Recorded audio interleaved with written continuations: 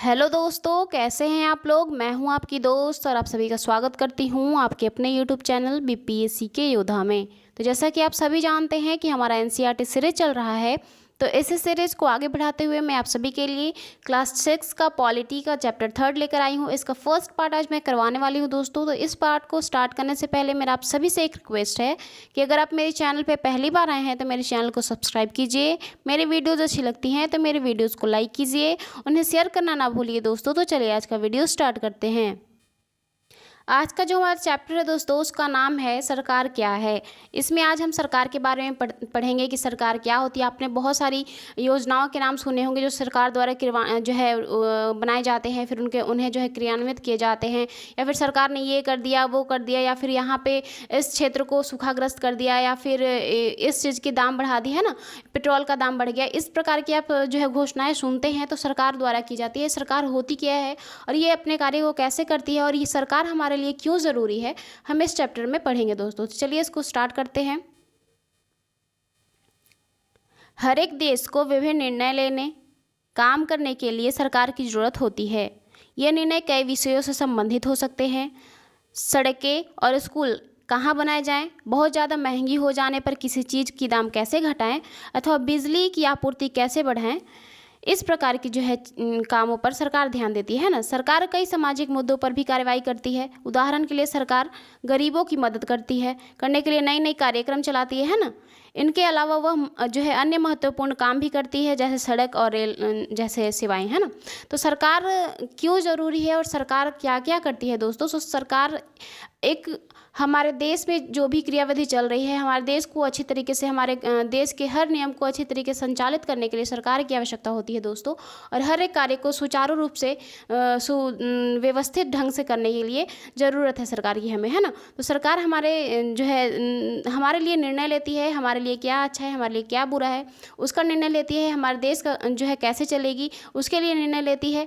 हर एक छोटा से बड़ा काम को निर्धारित करती है, चाहे वो आप स्कूल की बात करें, या फिर आप किसी चीज़ की महंगाई हो जाती है उसकी बात करें, या फिर गरीबों के लिए कोई योजनाएं बनाई जा रही हैं उसकी बात करें। ये सब का क्रियान्वयन जो है सरकार द्वारा किया जाता है।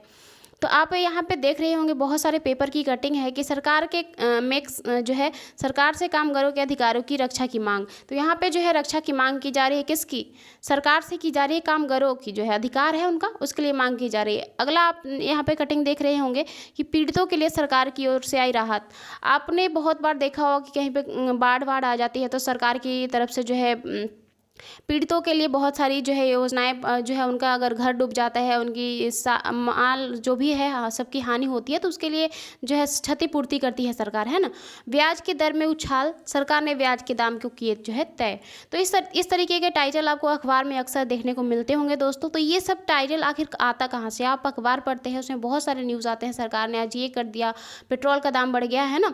सरकार ने 15,000 से अधिक गाँवों को सूखाग्रस्त घोषित किया, है ना। कोयला और बिजली विभाग के पुनर्गठन के पक्ष में है सरकार।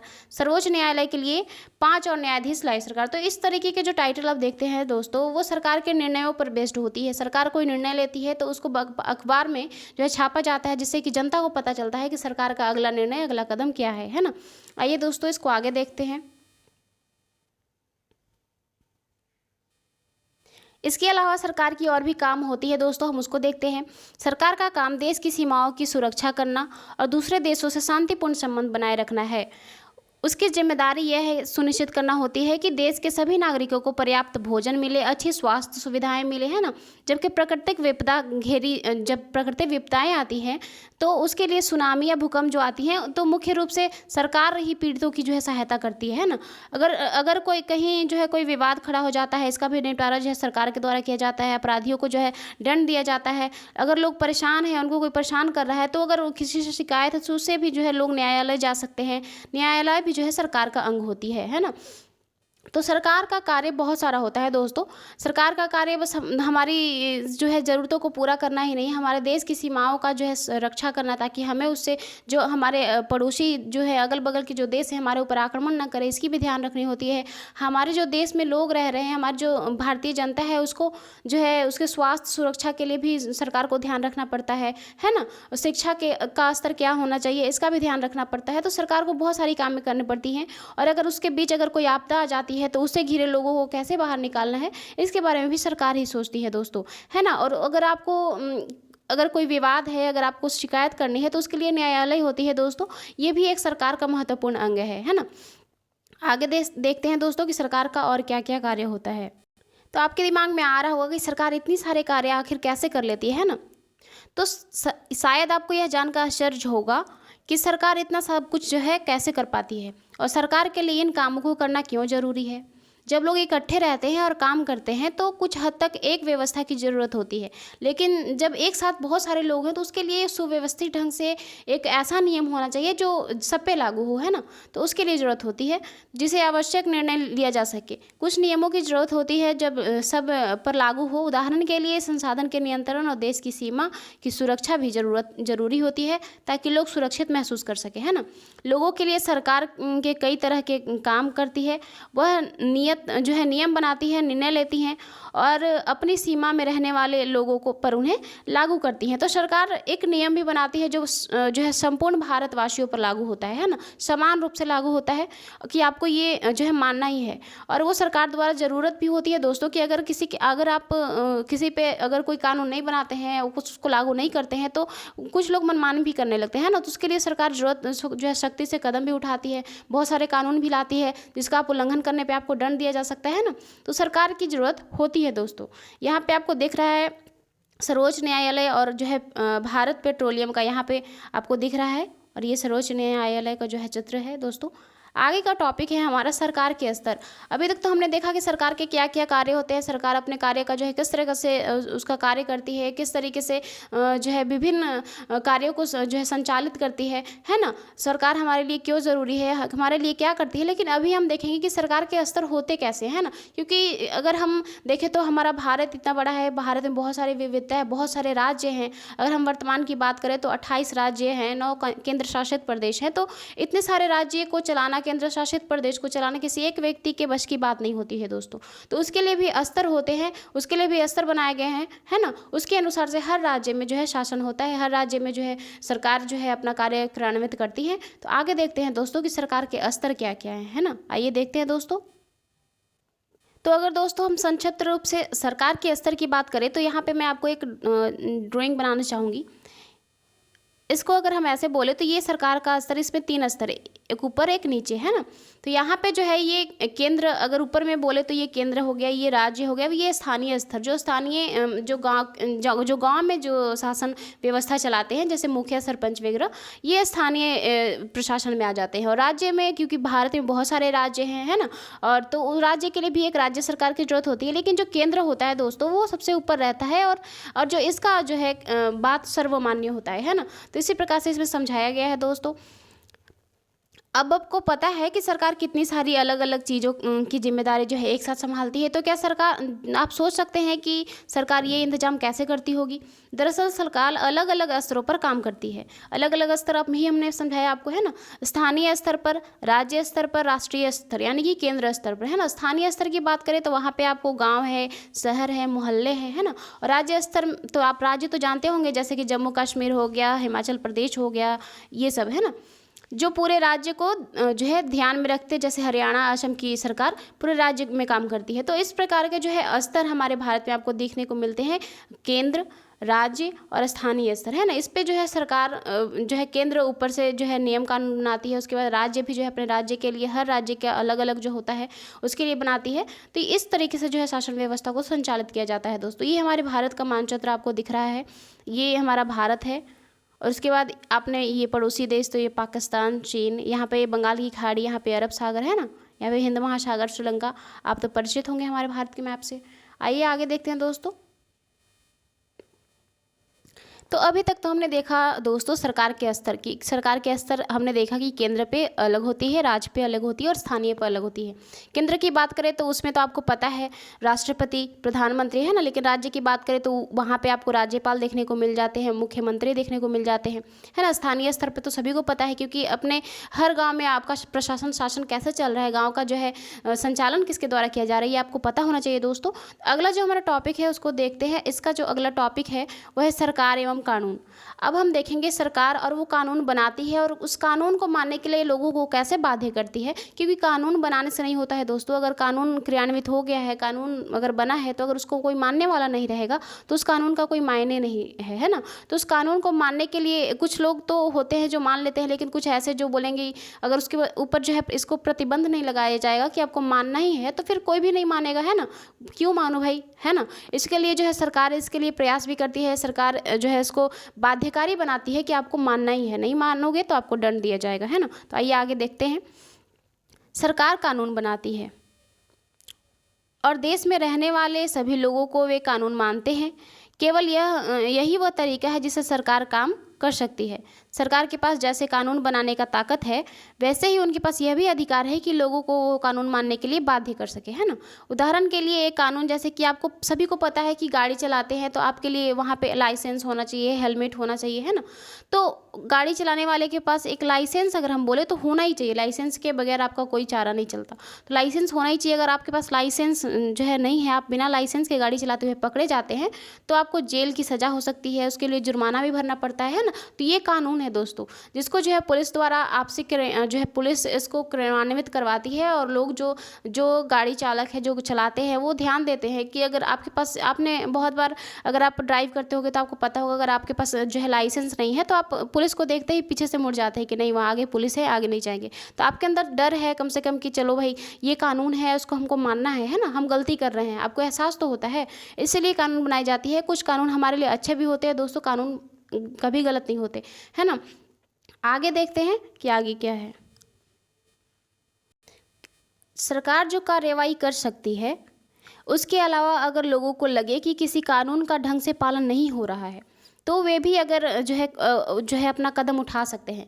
उदाहरण के लिए अगर हम बोले कि किसी व्यक्ति को लगता है कि उसके जाति धर्म के आधार पर उसको कहीं जॉब नहीं दिया जा रहा है, तो वो उससे समानता का अधिकार जो है छीना जा रहा है ना। आपके पास मौलिक अधिकार है, आप मौलिक अधिकार के तहत जो है सर्वोच्च न्यायालय में या फिर किसी भी न्यायालय में जा सकते हैं। आप कानून का दरवाज़ा खटखटा सकते हैं कि हमारा अधिकार हमसे छीना जा रहा है, तो उस पर जो है तुरंत से कार्रवाई होगी, है ना।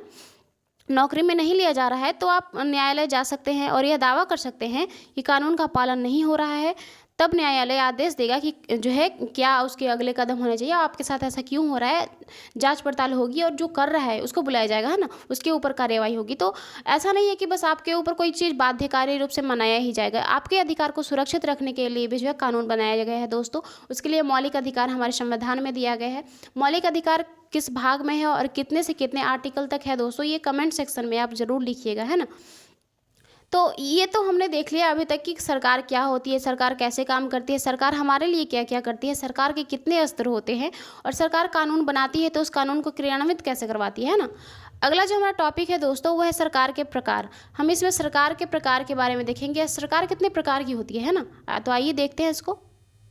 तो अगर हम प्रकार की बात करें दोस्तों, तो हमारे पास दो अगर हमारे दिमाग में आते हैं कि एक लोकतंत्र होता है, एक राजतंत्र होता है। लोकतंत्र में होता है कि शासन तो कोई और कर रहा है, लेकिन वो लोगों के हिसाब से कर रहा है ना, लोग उसको चुनकर वहाँ भेजते हैं, तो वो लोकतंत्र हो गया। लेकिन राजतंत्र की बात करें, जैसे प्राचीन समय में जो राजा होते थे तो वो राजतंत्रात्मक होते थे, है ना। वो अपने मर्जी से कुछ भी चाहे तो कर सकते थे, है ना। जनता के पास जो है अधिकार ऐसा कि हालांकि हर शासक नहीं करता था, उनके अपने अधिकार भी होते थे, कुछ जो है शासक उदार भी होते थे, लेकिन कुछ जो क्रूर शासक होते थे, धनानंद टाइप, है ना, वो लोग जो है जनता के अधिकार को ऐसे कुचल देते थे अपने पैरों के तले, है ना। तो वो राजतंत्रात्मक जो है शासन वहाँ पे होता था। लेकिन अभी वर्तमान समय में देखें तो लोकतंत्रात्मक शासन होता है दोस्तों, और इसमें लोग चुन के जो है भेजते हैं सरकार में, और वो लोग के लिए जो है, लोगों के लिए वो सरकार जो है नियम कानून बनाती है ना। तो लोकतंत्र का परिभाषा किसने दिया था और ये क्या था, इसको भी आप कमेंट सेक्शन में जो है लिखिएगा, है ना। तो आइए देखते हैं कि क्या है इसमें। सरकार को निर्णय लेने और कानून का पालन करने और उन्हें बाध्य बनाने की शक्ति कौन देता है। ये बहुत बड़ा सवाल है कि अगर सरकार तो है, लेकिन सरकार को ये अधिकार देता कौन है कि आप हमारे लिए कानून बनाओ, अगर हम नहीं मानते हैं तो हमें दंड दो, है ना। तो इस पर भी एक प्रश्न उठता है कि सरकार किस प्रकार की है, अगर लोकतंत्रात्मक है या राजतंत्रात्मक है ना। तो इस प्रश्न का उत्तर इस बात पर निर्भर करता है कि उस देश में कैसी सरकार है ना। लोकतंत्र में लोग ही सरकार को यह शक्ति देते हैं कि आप हमारे लिए कानून बनाओ, है ना। क्योंकि लोग ऐसा चुनाव के माध्यम से करते हैं और वे अपने पसंद के नेता को वोट देकर जो है उन भेजते हैं सरकार में, है ना। तो वोट, आपका एक वोट बहुत मायने रखता है दोस्तों। अगर आप किसी लालच की वजह से किसी ऐसे भ्रष्ट व्यक्ति को वोट देते हो तो पूरा जो है देश का भविष्य जो है नष्ट हो जाता है। अगर आप ऐसे देते हो वोट के जो है कि आपको उससे क्या लाभ है, तो अगर अपना लाभ देकर देते हो, मतलब अभी अगर आपने दे दिया कि आपको इतना पैसा दे रहा है या फिर आपको ये टैब दे रहा है, आपको ये वो दे रहा है, जो भी लालच आपको दे रहा है दोस्तों, सोचिए कि वो कहाँ से दे रहा है, उसके पास ये पैसा आया कहाँ से। और अगर वो सरकार में आएगा तो वो ऐसा थोड़ी है कि अपना पैसा छोड़ देगा, अपना पैसा तो कैसे भी वसूलेगा। तो वो पैसा लेगा किसका? वो पैसा दोस्तों आपका ही होता है, हमारा ही होता है, वो जनता देती है टैक्स दोस्तों, उस टैक्स से चुराएगा। अगर वो खुद पहले हाथ खोल के गंगा की नदी की तरह बहाएगा पैसा, तो फिर उसी तरह से वो फिर वापस भी लेगा, लेकिन वो पैसा किसका होगा? हमारा ही होगा। तो इसमें कोई खुश होने वाली बात नहीं होती कि उस जो है वो जो वोट मांगने वाले आते हैं, हम वो इतने पैसे दिए या फिर इतना जनता को दिया, तो वो अपने पैकेट से नहीं देते हैं दोस्तों, वो आपको आपका ही देते हैं, फिर आपसे ही लेते हैं, है ना। तो आप जब भी वोट डालें, आपका एक वोट का बहुत ज़्यादा इंपॉर्टेंस होता है दोस्तों। उसको ध्यान से देकर आप किस टाइप के व्यक्ति को दे रहे हैं, है ना, उसकी जो है आचरण को देखिए, उसका जो रिकॉर्ड है, आप उस किस प्रकार का उसका जो है पिछला रिकॉर्ड। अभी बहुत ज़्यादा जो आप अगर संसद की बात करें तो वहाँ पे आधा से ज़्यादा जो क्रिमिनल लोग बैठे हुए हैं दोस्तों, तो वो हमारे लिए क्या जो है कानून बनाएंगे और कितना अच्छा बनाएंगे और उससे हमारा क्या भला होगा, है ना। खैर चलिए आगे बढ़ते हैं। तो जनता चुनती है, उसके बाद जब एक बार वो चुन लिए जाते हैं ना, तो वो सरकार बनाते हैं। लोकतंत्र में सरकार को अपने निर्णय एवं उठाए गए कदमों का आधार जो है बताना होता है और कोई जो है सफाई देनी होती है। तो जो जनता द्वारा जो चुन के जाते हैं वो हमारे लिए जो है वो सरकार बनती है और वो हमारे लिए जो है योजनाएं बनाते हैं, है ना। आगे देखते हैं दोस्तों। तो अभी तक तो हमने देखा लोकतंत्रात्मक जो है राज्य कैसा होता है, लोकतंत्र का शासन कैसा होता है, लेकिन एक और इसका जो एस्पेक्ट है राजतंत्र, उसको भी देखेंगे कि उसमें सरकार जो है राज्य जो है शासन कैसे करती है ना। तो एक दूसरी तरह की सरकार होती है जिसे राजतंत्रीय सरकार कहते हैं। इसमें राजा या रानी के पास निर्णय लेने और सरकार चलाने का शक्ति होता है ना। राजा के पास सलाहकारों का एक छोटा सा समूह होता है जिसे वह विभिन्न मुद्दों पर चर्चा के लिए बुलाता है या उससे जो है परामर्श लेता है, लेकिन अंतिम फैसला उसका ही होता है कि उसको क्या करना है ना। अंतिम निर्णय लेने की शक्ति जो है उसी के पास होती है।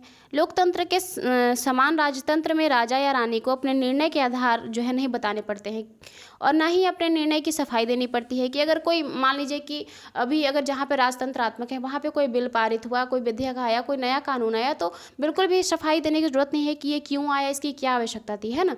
ये राजतंत्रात्मक की बात हो रही है दोस्तों। अगर लोकतंत्र में ऐसा होता है तो लोकतंत्रात्मक जगह पे अगर आप कुछ करते हैं, कोई भी गतिविधि है आपकी, तो आपको एक लिखित बिल्कुल देना पड़ेगा, आपको एक रिपोर्ट कि आप ऐसा क्यों कर रहे हैं, इससे क्या फ़ायदा होगा आपकी जनता को, है ना, और इसकी क्या आवश्यकता थी। तो आपको जवाब देना पड़ता है। जैसे कि आप घर पे हैं, आपकी फैमिली है, अगर आप कहीं पढ़ते हैं दोस्तों, तो अगर आपकी फैमिली आपके लिए पैसे भेजती है तो आपको जवाब देना पड़ता है ना कि हाँ आपने अगर हमने मंथली इतने भेजे हैं तो हमने जो है इतना इतना खर्चा किया, इतना का ये लिया, इतना का ये लिया, आपको एक जो है विवरण देना पड़ता है। लेकिन अगर आप जॉब करते हैं, अगर आप पैसे कमाते हैं, तो फिर आपको जो है ये हिसाब देने की ज़रूरत नहीं पड़ती है कि आपने कितने पैसे कहाँ पे खर्च किए, है ना।